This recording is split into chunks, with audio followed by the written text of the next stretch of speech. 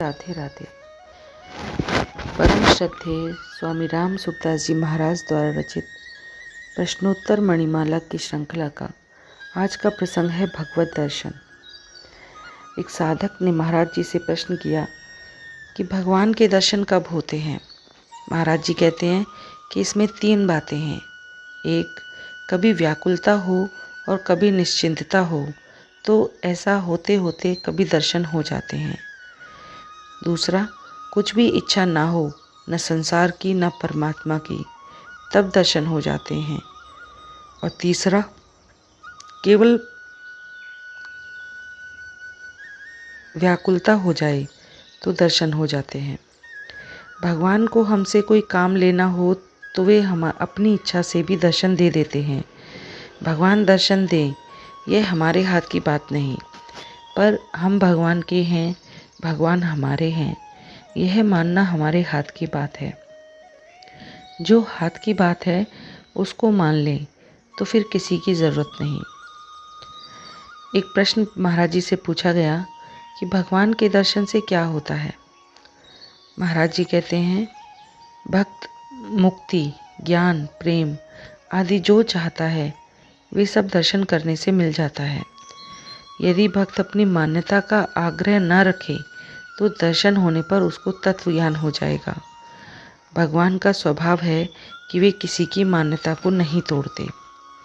दर्शन होने पर तत्व ज्ञान हो अथवा न हो, भक्त में कोई कमी नहीं रहती। अगर भक्त भगवान के परायण रहता है तो उसको तत्व ज्ञान कराने की, उसकी कमी दूर करने की जिम्मेवारी भगवान पर होती है। भक्त में तो भगवान को जानने की जिज्ञासा ही नहीं होती। एक और प्रश्न महाराज जी से किया गया कि ऐसे कई संत हुए हैं जिन्होंने भगवान के दर्शन को महत्व नहीं दिया, इसका क्या कारण है। महाराज जी कहते हैं, अधिक प्रेम होने पर दर्शन की इच्छा ही नहीं होती। कारण कि प्रेम में एक रस मादकता होती है, भक्त उसी में मस्त रहता है। प्रेम की अपेक्षा दर्शन अनित्य होता है। प्रेम तो नित्य निरंतर रहता है, पर दर्शन नित्य नहीं होता। इसीलिए चतुर भक्त प्रेम ही चाहते हैं। असली रस प्रेम में ही है, मिलने या न मिलने में नहीं। जब तक प्रेमास्पद से मिलने की इच्छा है तब तक असली प्रेम जागृत नहीं हुआ।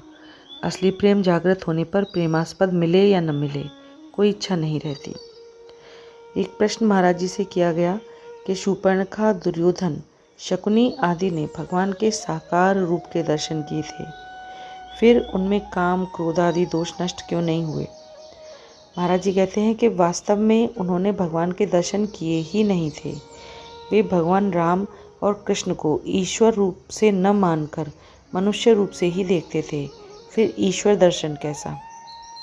उसके भीतर ईश्वर भाव अथवा भक्ति भाव था ही नहीं, अतः उनको ईश्वर रूप से ईश्वर नहीं मिला।